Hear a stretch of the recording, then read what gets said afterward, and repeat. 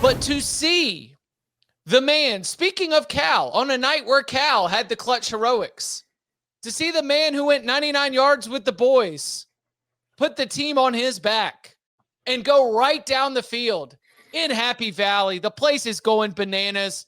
Fernando Mendoza says, I'm just the seam. If you'll give me the seam, the sideline, if you'll give me the sideline, let's just I don't have my number one wide receiver. Let's just let everybody loose and I'll just step up here and make some throws. But the last one obviously comes down to the toes.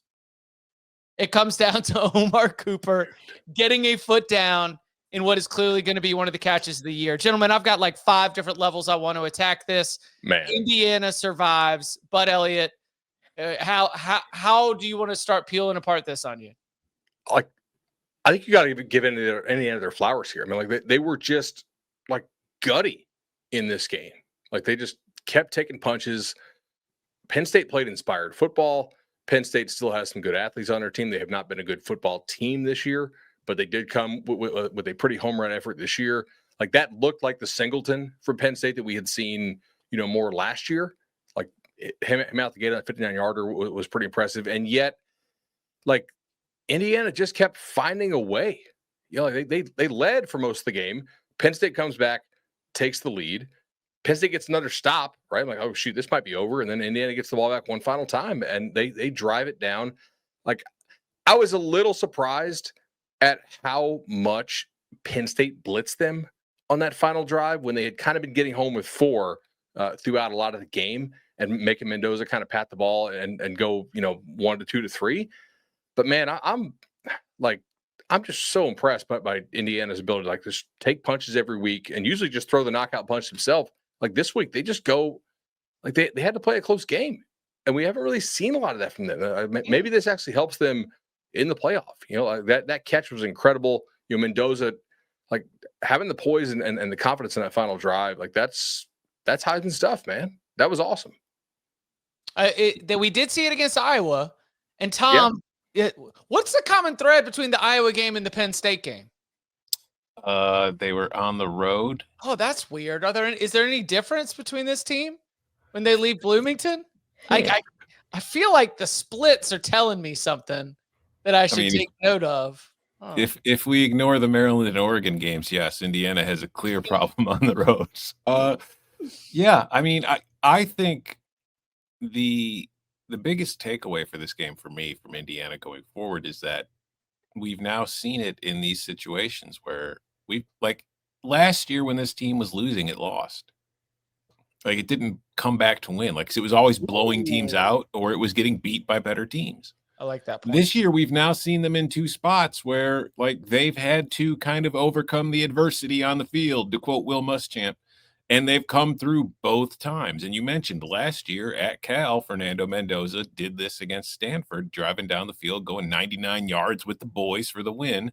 And he was able to do it again here today. And I think that if you're Curt Cignetti, there's a part of you that's thrilled because now your team has been in the muck and it showed the ability to, drag itself out of a problem it created for itself and get the win and not collapse. And that's something that you're going to need because if you're going to win the Big Ten and if you're going to make a playoff run, you're going to be in more of these games. You're going to be in difficult spots. It's not going to be an easy ride. So to be battle tested now, I think is huge.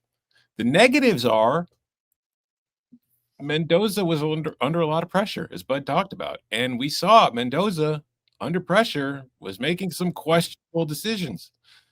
And that is going to be something that they will deal with again when they play Ohio State in Indianapolis, when they play whoever the hell they play in the playoff. Like, so there are like, this is not, there are some, I don't want to say cracks showing because it's just, they're not a perfect team. There is no perfect team, but it's one of those rare instances. And I think that stands out where you're just not used to seeing Indiana struggle like they struggled today.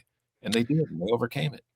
I think without Surratt, right, who's their one. I mean, obviously Cooper's are really nice too.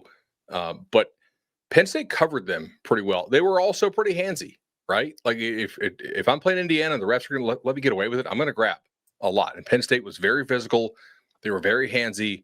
And like, I think that was to their advantage, right? Like Mendoza was not comfortable with those guys, like not getting into their breaks on time because they were getting grabbed and they were getting like, not always like in like a, hey, it should be a penalty type way, but like they were just very aggressive with the receivers and challenged him, and like you look in the final drive, I mean, they're trying to throw it deep, right? Because they're all right, hey, if we beat you on this, if you miss on the press stuff, we're getting over the top, and they got it a couple times. Obviously he missed the one pretty bad, but like hell of a catch there to bail him out in the second. But like that's not a bad ball he threw, right? Like that's I don't think it's that bad. And also Cooper gets the score, but Becker had some bananas one-on-one catches yes, he in did. this game too. And like a sophomore stepping up and just be like, hey, big body target. I'm ready to go make plays, coach. Really, really good stuff. Mikey, do we have the comments after the game from our Heisman Trophy contender? So, yeah, I mean, physically, I feel good. I would say I'm a larger quarterback, but to see what the defense, special teams, and offense, especially the offensive line, what they're going through, battling every play, I can't stay on the ground. No matter how hard the hit is, no matter how much it hurts, when seeing those guys, when seeing Charlie Becker's over there, my roommate, or seeing Omar Cooper Jr. take a hit on the seam, or seeing, Pat Coogan, Khalil Benson battling their butts off, I know that I'm going to put my life on the line for that team, and I'm going to die on that field. I will never sub myself out in that instance, and I would die on that field for my brothers. Big Tim Tebow energy. Hey. And hey, the speech was in a Heisman Trophy winning year. It was. That was some big Tim T. I think. Am I wrong? Wasn't the speech in the 07 Heisman year, or was the speech in the 08 title? It was 08 after Ole Miss. Okay. They lost Ole Miss at home, and all right. Yeah. Okay. Well, I mean, obviously they've got nothing to apologize for. Like I don't have to apologize to Hoosier Nation or anything like that. But I would die on that field, and the way that he laid that out, big Timmy Teebs energy is kind of what I was picking up from that. And hey, you know what? A Heisman voter hears that, sees a performance like that, because Fernando Mendoza, again, limited at the wide receiver position. Penn State, I thought, had a really good defensive game plan. Denied Dennis Sutton, and the rest of those pass rushers were absolutely teeing off. And he was under, like, his arm was getting hit. And because the question was about all the hits he was taking, because even aside from the sacks, he was hurried, he was knocked down. Like, there was a ton of pressure on Fernando Mendoza all throughout this game. And he did keep hanging in there. It was a little bit heroic for sure. But yeah, his stats were not great till late in the game when they really had to start playing some pitch and catch. But that's, you're going to look up at the end of the day, and all the struggles and the time trailing or just, those moments where that game flipped and Penn State looked like they were going to get this cathartic win. We're only going to remember that catch and Fernando Mendoza's final drive. So that's an unbelievable catch. To keep your other foot from hitting is crazy. Yeah. Like that's wild. He's a good, I mean, we have often mentioned Cooper as another piece of this. But yeah, he certainly gets his flowers here.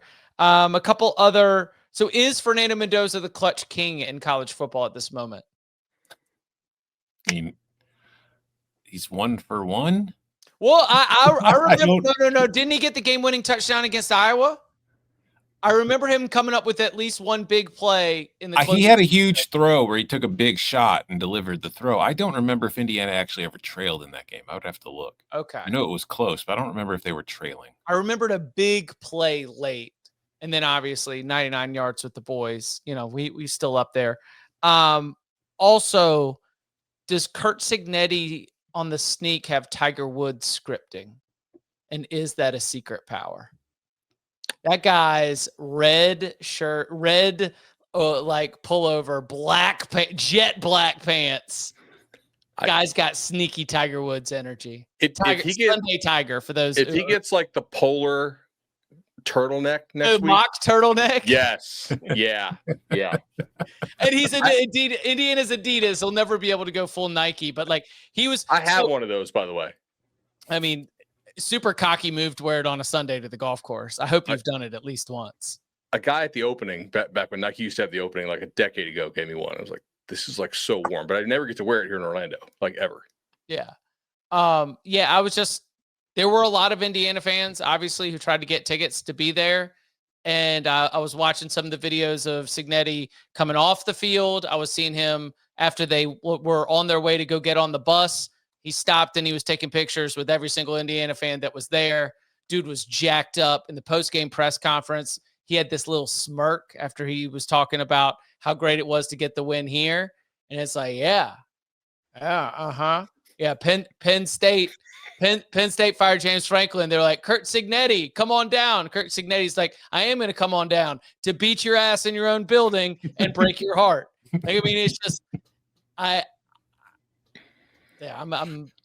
thought it was a remarkable. I was very prepared to talk about Penn State having this win and where does Indiana go from here. And the Hoosiers did one of those things that good teams do.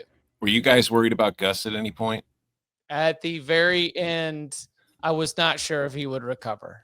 Yeah. If Penn State had done anything, what would Penn State have left? 36 seconds or something along those lines? I mean, when Penn State had done anything with that final little bit, I would have been concerned he could not have made it. When Penn State was coming back in the second half and then eventually took the lead, I thought Gus was going to ascend to heaven. I thought he was the happiest man on earth. Hey, Nick Singleton had himself a hell of a game. You know, Nick Singleton is a home run hitter, but I've discovered more this season that he only hits home runs if you hang a curveball. Like if he's got to find it. Like the vision's not great. Yeah. I agree. How much do you think, like, obviously Penn State does have some nice players on defense. How much of this was like Knowles having faced this team last year when he was on Ohio State? You know, I think like, that certainly played a role. Yeah. I don't know. We'll see. I mean, the fact that you've got 2 to 3 different offensive line starters, different quarterback, you know, like and the fact that game too was the one that everybody involved with it, from Curt Cignetti to the offensive staff to the players involved, were all like, oh, we had the wrong game plan. You know, it's like what's Jim Knowles going to do? Is he going to take advantage of the game plan that everyone involved admits was the wrong game plan? Right. Exactly. No, that's fair. Yeah.